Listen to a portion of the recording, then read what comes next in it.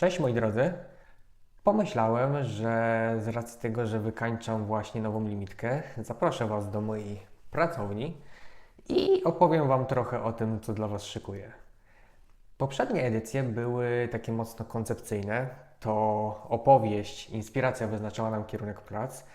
Tym razem będzie trochę inaczej, ponieważ chciałem, żeby ta nadchodząca seria była o perfumerii samej w sobie. Stąd planuję w najbliższym czasie opowiedzieć Wam trochę o tym, jak powstawały perfumy, o składnikach, jakie się w nich znalazły i generalnie pokazać Wam, czy jeszcze coś nowego w ogóle w perfumerii można wymyśleć i zdziałać. Jeśli taki wstęp Was zaintrygował, zostańcie proszę i oglądajcie dalej.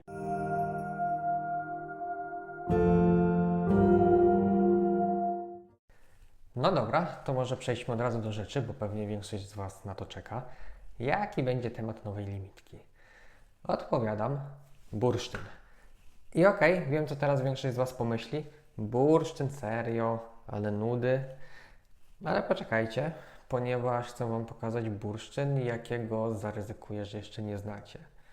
Właściwie to myślę, że większość z Was w ogóle nie miała okazji jeszcze przekonać się, jak bursztyn w perfumach może pachnieć.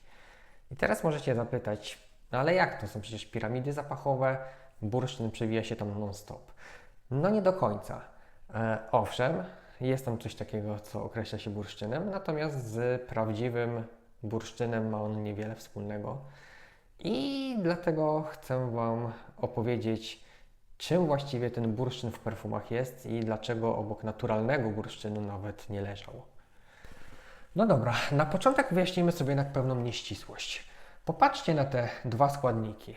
Mamy tutaj szarą ambrę, z angielskiego ambergris. Nazwa wzięła się od arabskiego słowa anbar, które w istocie oznaczało szarą ambrę.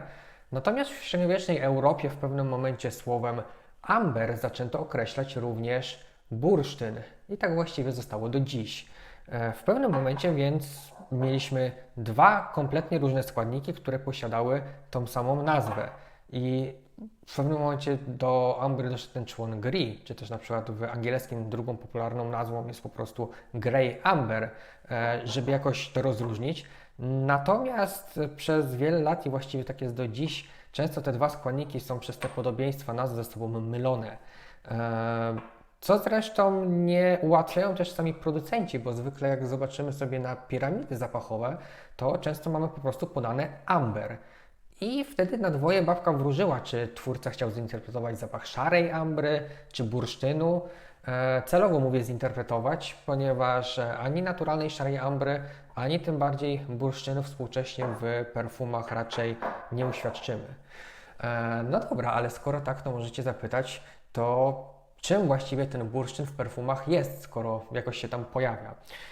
Żeby Wam na to odpowiedzieć, muszę sięgnąć trochę do historii perfumiarstwa, ponieważ mówiąc o bursztynie nie mówimy praktycznie o jednym składniku, a o tak zwanym akordzie bursztynowym, czy też akordzie ambrowym. Czym taki akord jest? Pierwotnie było to połączenie tych trzech składników. Żywicy benzoesowej, wanilii i labdanum, czyli żywicy z czystka. Te trzy składniki w połączeniu dają taki bardzo unikalny, ciepły efekt, który perfumiarzom w pewnym momencie po prostu skojarzył się z taką wizualną interpretacją bursztynu, czyli tym jego taką złocistą, przezroczystą strukturą. I ich pomysł bardzo dobrze się przyjął, bo w XIX wieku, kiedy zaczęto tworzyć pierwsze perfumy bazujące na akordzie ambrowym, no to one podbiły rynek i praktycznie do dziś w mnóstwie, zwłaszcza orientalnych perfum, ten akord ambrowy święci triumfy. Czy sobie na przykład weźmiemy Jiki Guerlain, czy na przykład mojego kochanego Angela. To są wszystko przykłady perfum bazujących właśnie na tej idei akordu ambrowego.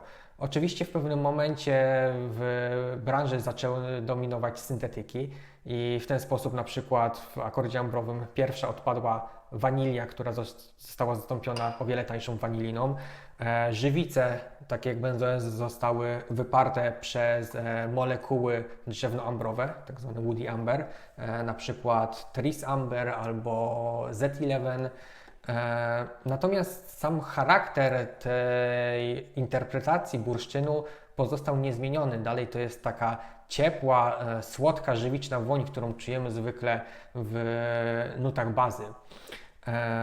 Natomiast sobie tak pomyślałem, że kurczę, my przecież mamy ten nasz bałtycki naturalny bursztyn, no i właściwie skoro go mamy, to po co się tak bawić z budowaniem akordów?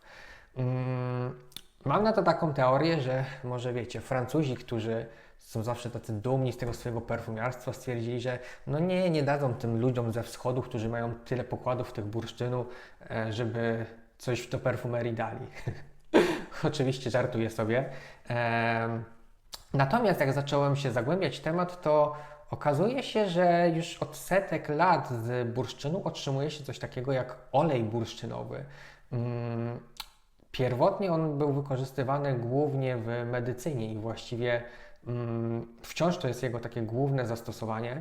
Natomiast znalazłem też przykłady firm, które produkowały olejki eteryczne dla perfumierzy, które też włączyły do oferty taki bursztyn, więc widać, że gdzieś tam, głównie to był początek XX wieku, próbowano ten naturalny bursztyn przemycić do perfumerii, natomiast chyba się nie spotkało to z takim zainteresowaniem.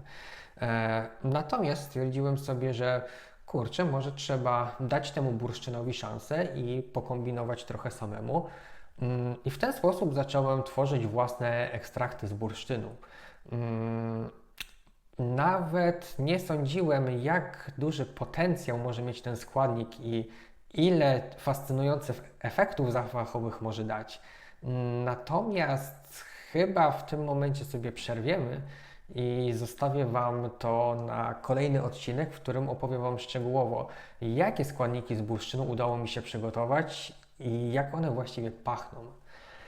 Jeśli więc zaciekawił Was ten temat i macie ochotę na więcej, dajcie mi koniecznie znać w komentarzach.